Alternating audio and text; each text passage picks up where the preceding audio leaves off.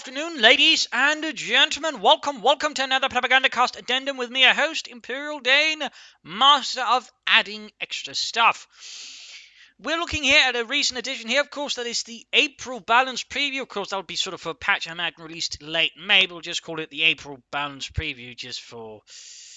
Otherwise, I'm going to get too quickly confused there, really. So, April Balance Preview, there's probably I'll sort of try and make a series of it, depending on how they change, sort of make additions and remove things. But basically, they're making a big, fat new balance preview. Basically, sort of, they do a lot of radical changes. We can sort of actually test them out, then can provide feedback. And, of course, they'll probably do some metrics as well. And then there'll sort of be stuff added here. In this case, it's rather seemingly based on the competitive mod by Miragefly, a pretty solid player. Haven't played the mod. Not really that type. I'm not really a mod, man. Dawn of War 1 just... and the Blitzkrieg mod. Most of the people who played them really just ruined it for me.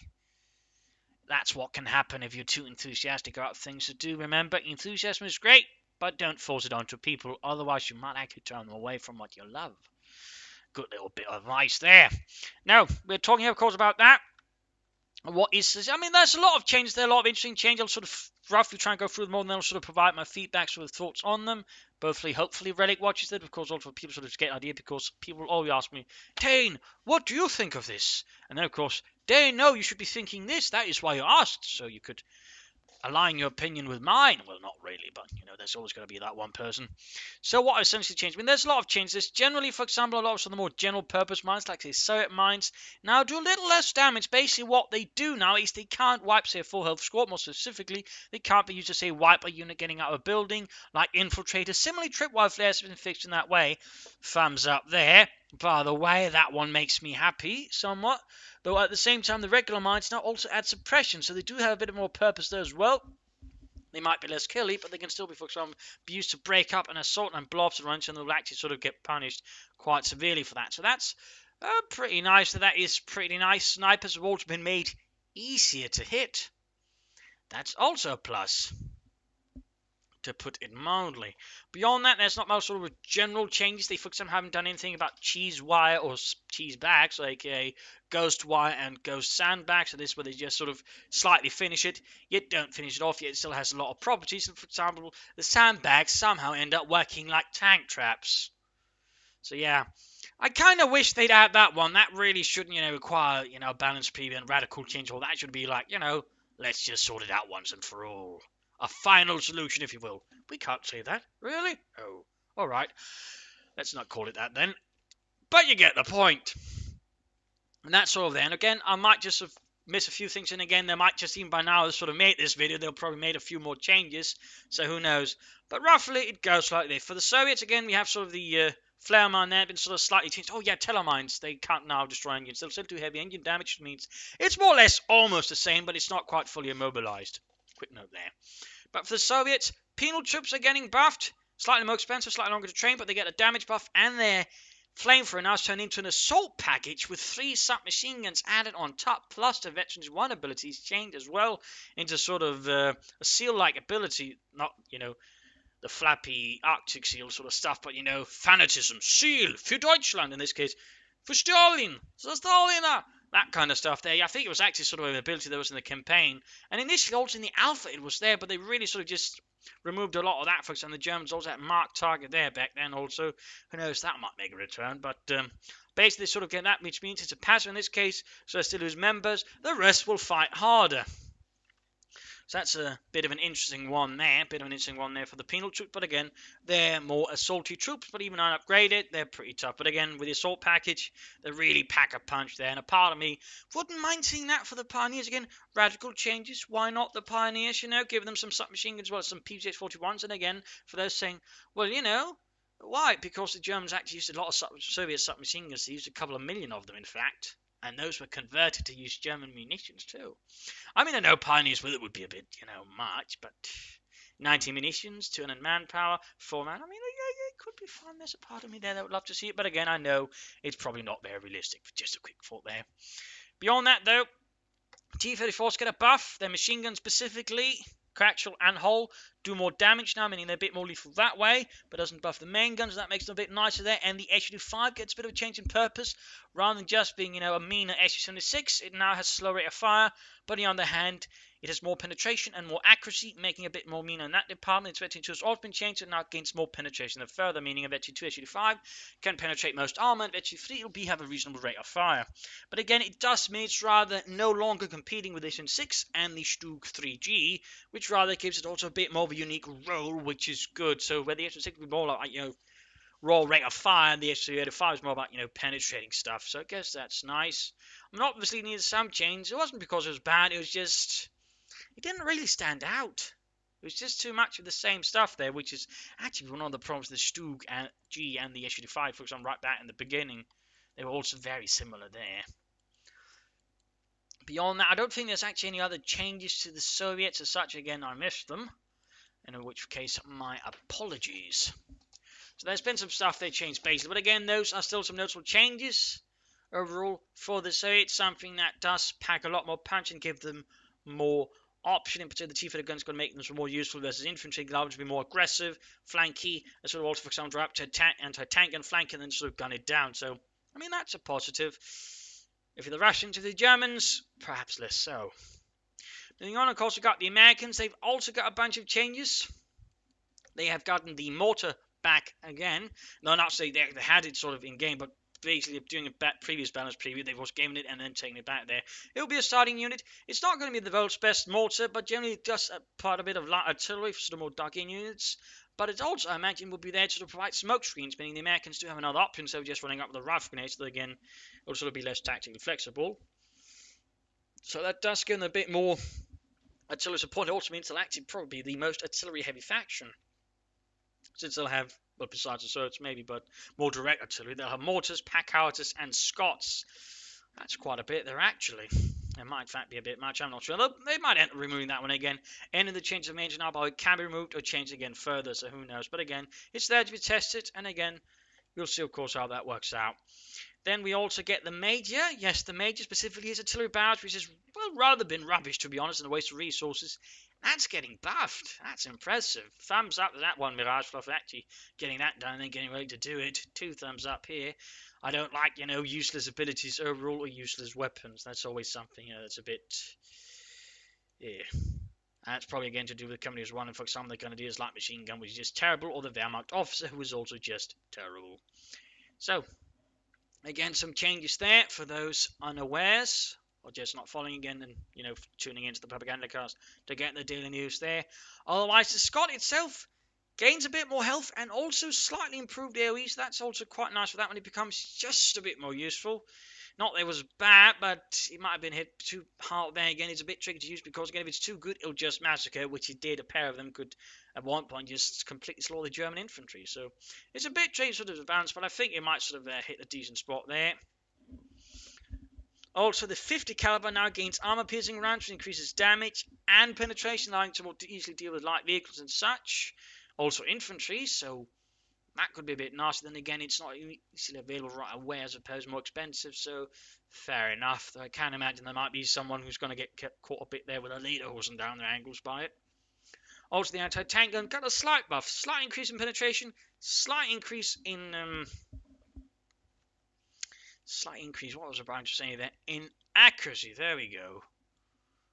I think it was a rate of fire, and then they actually changed the take aim ability. It's now a timed one, but also cheaper. I'm not entirely sure how I feel about that. It feels more like a nerf, but I suppose it is cheaper, but I don't know. It feels a bit awkward to me. But then again, it might cause them more to use it, so I don't know. Might be good there, but not one. And the captain also loses his bazookas. He now has to upgrade them specifically, has to get them specifically otherwise. So also his Omni ability no longer breaks suppression, so slight nerfs there makes the captain less of a no-brainer for some people, but again, with the 50 caliber sort of more able to deal with things there again, it's perhaps not as bad, and also means the Americans overall now have more solid options for, say, dealing with 2-2s and other bits there. So, again, that does give them options. I don't think there's much else to say with the Americans. Moving on to the Brits, sections now take more experience. Their flares have been, I think, made cheaper and a bit more effective, more range, so they don't have to sort of stand back or get so close to the target. Again, it's going to be a bit awkward, and they have to really just throw that flare quite a bit away there. But still, that is certainly something that's happening as well. And can't quite remember what else they got there. It wasn't anything that sort of really stood out to me, to be honest. It was just mostly sections take a bit more. Some stuff there with the flares. Hang on. Right there, that was a bit awkward. First time I really had to go check the notes again, but really just completely blew it out what they have. But basically, Universal character gets buffed, a bit more expensive, but overall more damage with machine guns. Gonna be a bit tricky there, I think. Could give the Wehrmacht a bit of a headache, possibly also the Oberkommando West. And on top of that,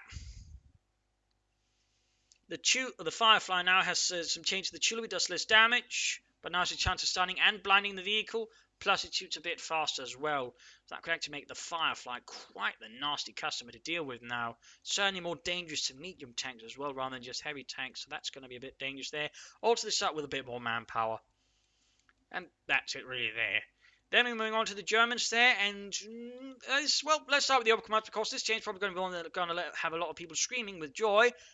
Volksgrenadiers are finally losing their Panzerschrecks. Yes, indeed, instead they're getting a sort of assault rifle upgrade. They get a pair of them, sort of an assault kit for them, though no additional weapons there added in, no grenades or anything like that. Though they also get the Panzerfaust, though a truck needs to be unlocked with that, so that gives them a bit more utility and something less about just running about with Panzerschrecks. And again, that's really going to make a huge difference when playing against the Oberkommando, because that means no Shrek blobs, finally. Also, Battle Group Headquarters mechanized regiments will now require their added bits to be researched. As the medics and the repair pioneers will now be upgrades you need to research first. So that also adds some elements there and a bit of cost. My apologies for the hiccups. And I don't think there was anything else there with the Oberkommando West. It was really just sort of centered around that, to be honest. I might have missed one there, to be honest, but I don't know. I think that was last year. Then we come to the Wehrmacht. So Palmer Corps, cheaper. Schwerpanzer Quarters, cheaper. Sturmpanzer 4, cheaper and buffed. Basically, more chance of actually murdering things, which is overall a plus. Also, Pioneers can put down sandbags now. Oh, yeah, they got the MD-34 now as non-doctrinal. That's actually pretty important. That's the Oberkommando West, and the MD-42 is now doctrinal. They'll probably need to buff make the MD-34 more expensive, otherwise that's going to get spammed quite a bit, though it does require one of the trucks to be able to call in. Back to the Wehrmacht, though, just remember that was actually pretty big there. But basically, again, yeah, so Palmer Corps cheaper, Heavy Panzer Corps cheaper, Sturmpanzer 4 a bit more effective and cheaper, Pioneers, sandbags. I've probably forgotten something, but I can't quite put my finger on it. It'll probably be something really important. But it's certainly not saying, buff to the Panzergrenadiers bundle grenade, which again I do think is needed. Certainly nothing that sort of really helps the early game, which is going to be more notably difficult with, again, mortars, buffed universal carriers, and, well, better penal troops. So that's going to be a bit awkward, to say the least, I think. But again, sort of mid to late game, they will be a bit, stronger, and they're going to get less punished for actually going for, say, a Panther, though I think it might still be a bit over the top in priciness. Of course, that's just my opinion. Feel free to disagree with that one. I mean, overall, look at it again. It seems rather, at least for now, slanted towards the Allies. I mean, overall, they're getting a sort of options broadened out, which is good. I'm not saying, it's bad, for them to have more options. That is good. Again, Major's only being useful. There's artillery. Great. Scots, again. Great. Loving to see more of that. And, other bits. I think also the mortar after actually got buffed now that I think about it. But, yeah. And of course, Soviets, penal troops, T-34 a bit more useful. Issue defense again, losing the Panthers and the Volksgrenadiers is going to be massive. But again, it doesn't really for some, change the fact that Panthers a bit, quite keen actual cost effectiveness, and certainly going to struggle more. Now it doesn't, for example, the Oberkommando to have a Panzerschreck blob to actually work with. Similarly, again, new mortars for the Americans could also cause a bit of problems there for the Wehrmacht, smoke screens and overall there, although then again, not a lot use it, but still, theoretically, a pair of light mortars could give some problems there for the Germans at certain junctures, so there are some potential there for shenanigans down the road. And again, they haven't sort of really fixed some of the Wehrmacht's issues, again, besides the Sturmpanzer, but say, again, nothing really for the Panther, nothing really for the Panzergrenadiers bundle grenade, and nothing again for the half-check. Again, for the half-check, the two few, I just say, buff its armor and give it, some suppression to this light machine gun. The Wehrmacht's old one, the company's one, had it, give it to this one. Allow it to support infantry better and be less, just infantry running out with anti-tank grenades or the dirty socks there, like they did in the first company here. So, that would probably do a lot there for the Wehrmacht and allow the half to sort of work a bit better in unison with other troops. Just saying that one out quickly there for those curious.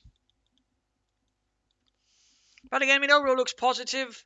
And again, for the Oberkommando, more changes will be needed. MG34 needs to be more expensive, but they also need to make more of the units, useful. The Jagdpanzer just kind of, some people say, oh, the Panzerfaust is going to make everything great. Yeah. They still need to be able to do properly enough damage, otherwise they're not quite going to cut it. That's a bit the problem with the Jagdpanzer. It just isn't really suited for dealing with, large forces of Allied armor. And that's still not going to be fixed. So again, it's probably going to come down to the Panzer Force still, to be honest. But still, Volkskriegs might be a bit, less spammy and again more useful in some sense. That is a positive. Overall, they'd all be nice if they looked into the Yak Tiger being more affordable. Perhaps also the King Tiger just a bit. They're not too much either, really. Oh yeah, they're nerfing the Tiger tank, rear armor, and they're removing the stun from it. Not really that the stun was deeply necessary, but still it is notable. Again, it makes them all, weaker to flanking, which is great, but then maybe a slight cost decrease then. Since, it's not like it's difficult to penetrate from the front already with the most anti-tank weapons. Either that will increase its frontal armor to, again, encourage flanking, then I would say. Just a thought there. But overall, looking at it as a whole, I'm largely optimistic again. There will be more changes down the road, obviously, and that's good. I just wish there was a bit more for the Germans, and particularly for the sort of Wehrmacht early game where, again, things are a bit awkward at times. To be honest, maybe something for the Panzergun is a bit extra, but again, just fixing that bundle grenade, which is just... it performs like a regular Allied grenade. The Guardsman's grenade, which, by the way, costs the same and was a larger squad, again, used to make smaller squads, actually is better than the bundle grenade, as a fun fact. So again, the Wehrmacht bundle grenade needs to be looked into. But again, overall, it is positive. It's nice to see. I just hope, it's not just all Mirage Plasma, right? Also does something a bit of their own, perhaps the bundle grenade or something else. Perhaps the assault grenadiers gives them a bit of extra, who knows? Perhaps an upgrade to get them PPH-41s. Again, something so they stand a bit further out there. Perhaps their own little assault kit or bigger assault kit, if you will. But overall, again, positive. Looking forward to it. Next week we'll probably play some matches. I don't know if I'll cast any of them, but I'll certainly be providing feedback there. Probably make more videos about this. Will be week 1, and then sort of see about it as it goes. If sort of get to play, well, not week 1, but week 0, we'll call it. And sort of see it as things go on there, as games are played, changes are made, and so on. There. And then, of course, you can sort of follow on there. And of course, also comment on it and so on there, and discuss it as well. So I think that rather covers it here. Week 0 on the April balance preview. Looking forward to it, but again, a bit worried it's a bit, mostly Allies getting buffs, and not so much for the Germans, and particularly again for the Wehrmacht where it's really critical, and for the Oberkommando also where it's really critical. And particularly now they have removed a serious crutch in the Volksgrenadiers with the Panzerschrecks. So there you go. Hopefully this has been educational, hopefully it's been entertaining as well for those who decide that from these videos. I'm not entirely sure why. If it were, feel free to subscribe, share it, like it, and so on with everybody. And this is Imperial Dane saying cheers and signing off. Until the next video. Cheers.